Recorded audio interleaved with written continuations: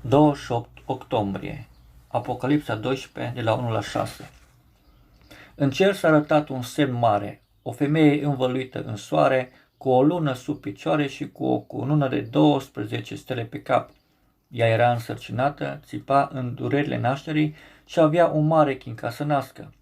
În cer s-a mai arătat un alt semn. Iată, s-a văzut un mare balaur roșu cu 7 capete, 10 coarne și 7 cununi împărătești pe capete.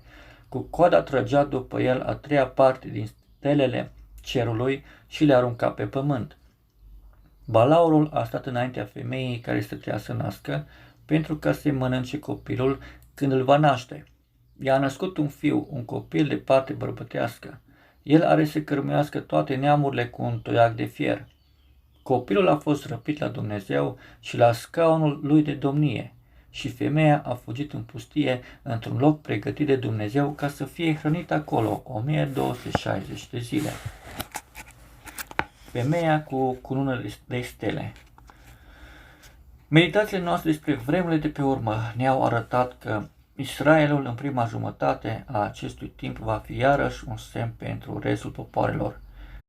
Semnul dat în Apocalipsa 12 are caracter clar israelitic, fiindcă femeia care i s-a arătat văzătorului are o cunună cu 12 stele care arată cele 12 seminții.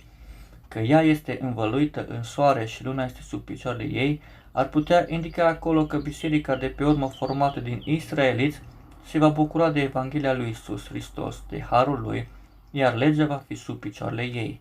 Mie nu mi este posibil ca să văd aici biserica din neamuri, fiindcă aceasta există în cer deja, înaintea începerii timpului de pe urmă.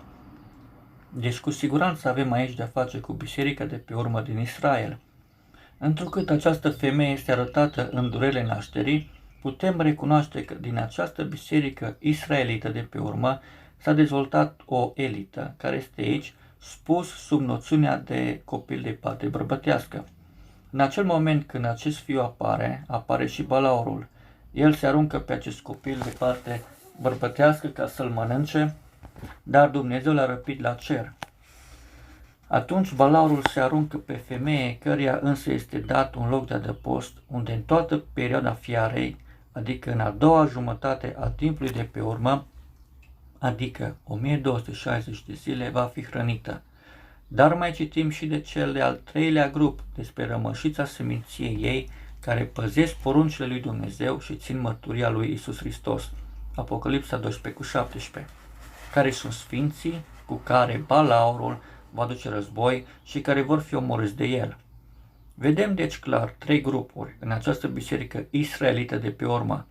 Odată, fiul care va fi răpit, apoi biserica propriu-zisă, care va fi adăpostită în pustie, și în final martirii care trebuie să moară chiar sub teroarea fiarei.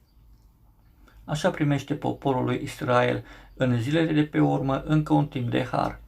În prima jumătate a săptămânii vor fi păstrați prin pecetluire și în a doua jumătate, unde Anticristul domină, parțial răpiți și parțial păstrați în pustie, pe când a treia grupă trebuie să moară ca martiri. Așa văd eu derularea timpului de pe urmă.